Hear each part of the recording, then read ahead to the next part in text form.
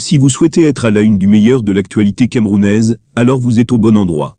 Abonnez-vous simplement et activez la cloche de notification pour être toujours les mieux informés. Bien sûr, vos commentaires sont toujours les bienvenus.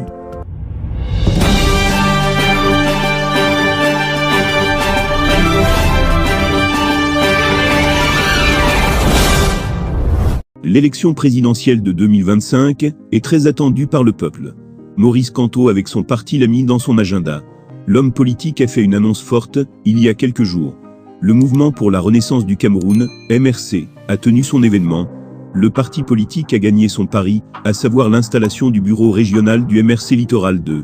Au cours de cette cérémonie qui a mobilisé un grand public, l'ancien membre du gouvernement a confirmé la participation du parti à l'élection présidentielle de 2025. L'avocat international Christian Beaumont-Timban trouve que Maurice Kamto est dorénavant pris entre 2-0-2 feux, lui qui dit être présent pour la bataille électorale, tout en sachant que le code électoral n'est pas ce que les opposants demandent depuis toujours. Le MRC est son leader désormais à la merci du RDPC et de Paul Biya. En décidant de participer à l'élection présidentielle de 2025, sans avoir obtenu la modification du code électoral, il se dégage de constance. Le MRC et son leader ont renoncé à la lutte pour l'obtention d'un code électoral consensuel avant toute élection. N'ayant pas d'élus, condition sine qua non de participation à l'élection présidentielle, le MRC et son leader vont négocier une alliance avec un parti politique ayant un des élus. Ou alors, obtenir les 300 signatures. Dans ces deux cas de figure, la candidature du leader du MRC dépendra désormais de la volonté du régime de Yaoundé.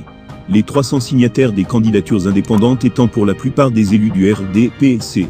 En d'autres termes, le MRC et son candidat à la présidentielle seront bien obligés de négocier avec Paul Biya et le RDPC afin d'obtenir leur faveur.